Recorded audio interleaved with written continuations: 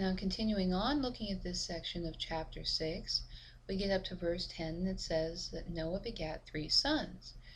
Well, here we see an overlap again, because at the end of chapter 5, in verse 32, it also says, and Noah was 500 years old, and Noah begat his 3 sons.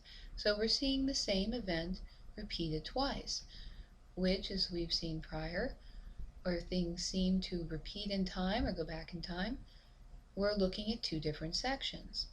And so this would seem to indicate that chapter 5 verses 7 through 32 are all one section, and that chapter 6 verses 1 through 10 are all one section, and so we're seeing an overlap here. Now we know that when this began, when it came to pass, the keywords line up over here towards the beginning of chapter 4. But it seems that when this ends, we are all the way over here in chapter 5 verse 32. Because of the overlap and the same events repeating, we know that this cannot be in chronological order, because it mentions Noah having his sons twice. The same events are repeating. This is obviously not chronological. It makes the most sense that when it talks about, and it came to pass when men began to multiply, well, we know, we are told when men began to multiply, and it's back here prior to 235. And as we continue on in chapter 6 through to verse 10, we see Noah has his 3 sons. Well, that's already happened. That happened at the end of chapter 5. And so we know this isn't chronology, that we are seeing a different section that is covering the same date range. Now, Noah was 500 years old at 1,556 years after creation. And so the chronology given in chapter 5 verses 7 through 32 covers from the time of 235 after creation up through 1,556 years after creation.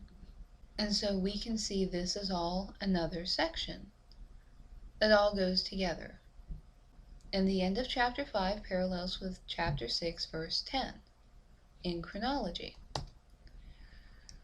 Now if we look at verse 4 of chapter 6, it says, there were giants in the earth in those days, and also after that.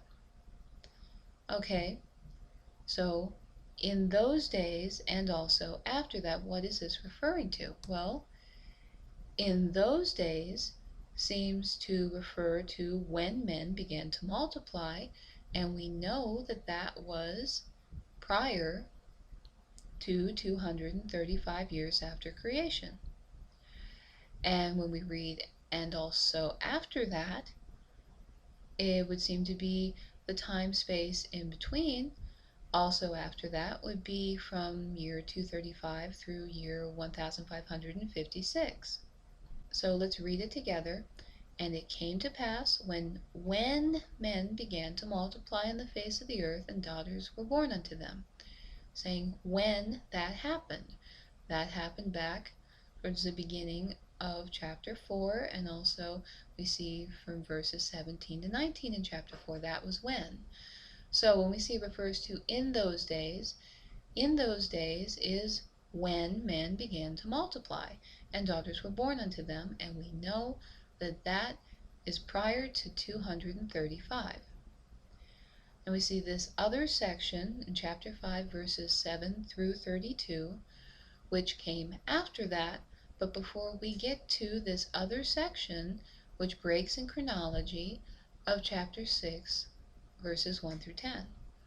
So, and also after that refers to chapter 5, verses 7 through 32, which was chronologically from 235 to 1556 years after creation.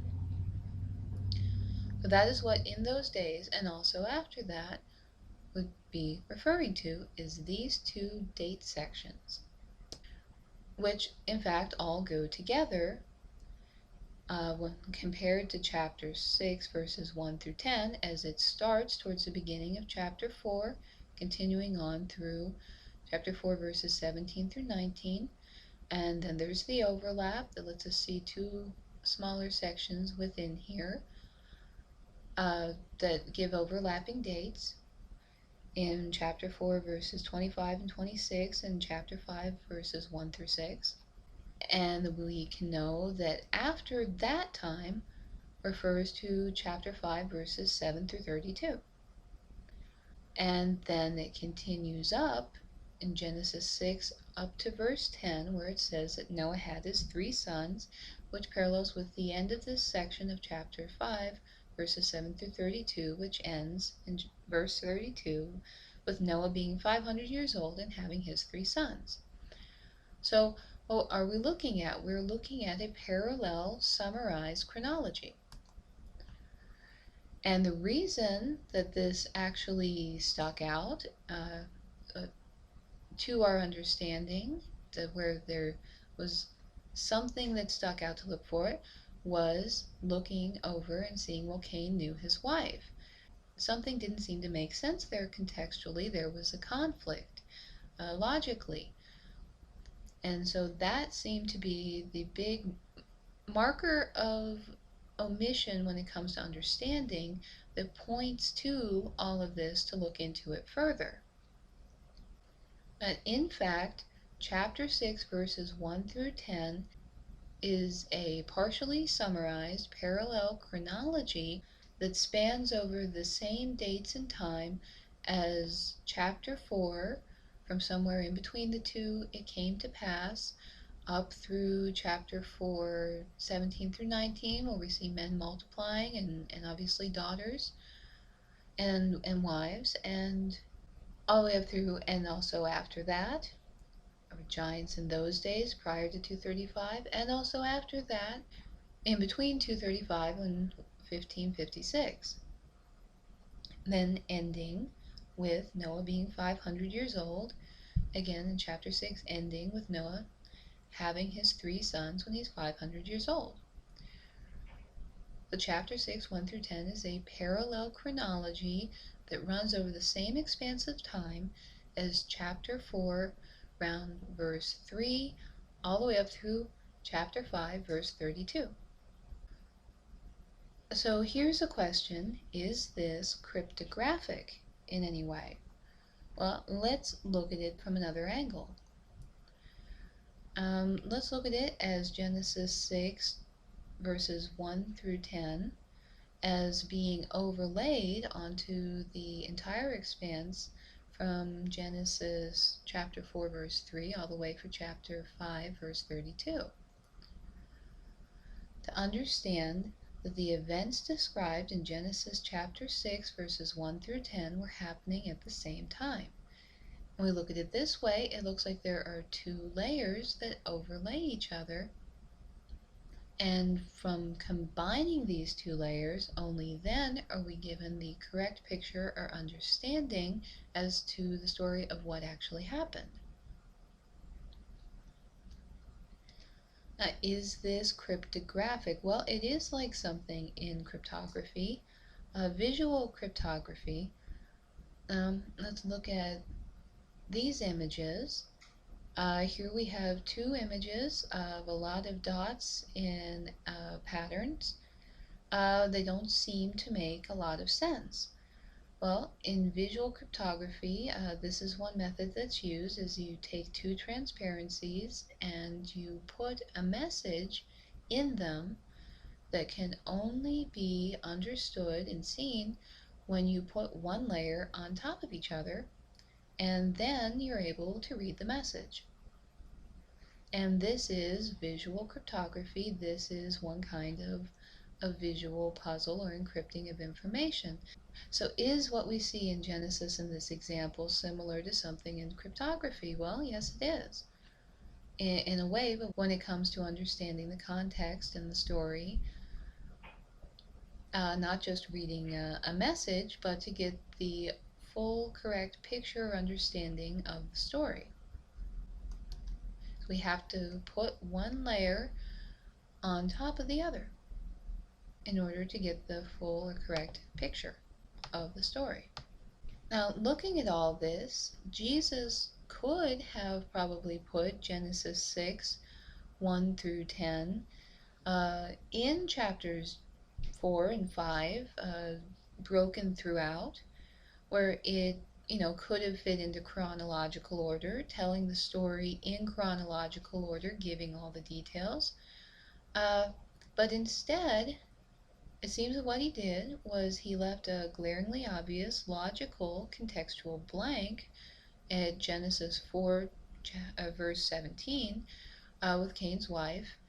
And so it seems that Genesis 6, 1 through 4 should have fit in starting before that. So instead of a plain chronological order giving all these details, what we have is a contextual blank. So why did the Lord do it this way? Well, it would seem that the mention of the sons of God and Nephilim was put nearer to the flood than it could have been put, perhaps because the events were related in leading up to the flood. That would make sense.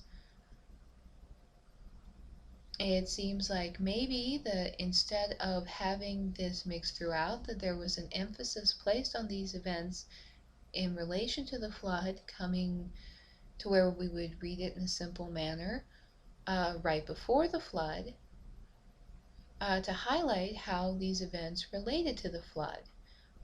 Maybe even to hint at the cause and effect relationship, or to hint at least as a spiritual significance to how these events in Genesis 6, 1 through 10 relate to the flood. So it seems like maybe part of why it was done this way was to emphasize that connection. But in doing so, there were obvious contextual details, such as a missing daughter, that could perhaps be more easily logically deduced, that were left out as this obvious blank.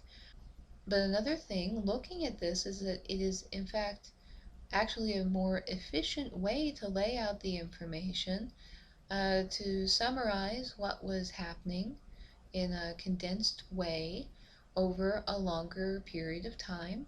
It actually is perhaps more organized and better organized than had the information in Genesis 6, 1 through 10 been broken up throughout chapters 4 and 5. There's an efficiency to it in layering the information this way that is very intelligent in compacting it and makes it very efficient. It's actually, beautiful in how it comes together. So what can we learn from this? I'm going to divide this up into two. His second way, Jesus will put things in non-chronological order. It seems to show the importance of a cause-effect relationship or spiritual significance to something that follows. However, if he does so, there is an earlier marker of omission that can be derived from context, a beginning which is later filled in an ending. And his third way, events of good and evil running parallel over time may be overlaid, with one detailed and the other only receiving a summary, and this may be derived from contextual markers. So what does it take? What have we done really to arrive at this? Well, it was something that we didn't understand. The big omission is really what point out there's something that doesn't seem to quite line up here. And that was the mention of Cain's wife, but no mention of Adam and Eve having daughters prior to chapter 4, verse 17. So what does it take to get here? Well, if there's something that doesn't seem to line up, something you don't understand, then we have to have faith and trust that God's words are perfect. And rather than assume that something is an error, like the mention of Cain's wife, rather than assume there's an error in the way this was written, like there wasn't maybe much effort or thought put into how it was laid out, or it doesn't make sense. Instead, we have to go the other way. We have to think about that, well, this is the Holy Bible written by God. And so we have to go the other way and assume, well, God is very intelligent, and he definitely put effort into how he laid this out. And as we are told in Proverbs in relation to wisdom, we have to remember the text is perfect. It is flawless. It is truth. There is nothing froward or perverse in it. Uh, he gives good doctrine. So we need to take on faith the text is perfect and go that way with it. And so if there's something that we don't understand, if something doesn't seem to add up or line up, it could be because we are missing something, and that is a marker to look further. And so that is what it took to arrive at this. And so are we following the instructions we saw in Proverbs in relation to wisdom? Yes. It does seem that we're hearing the words and we are trusting them all to be pure and perfect and truth. And that it is flawless. There's nothing perverse in it. And thinking of how God is intelligent and powerful and holy, and looking for his ways that are self-evidential. So it does seem we are following the instructions we saw in Proverbs.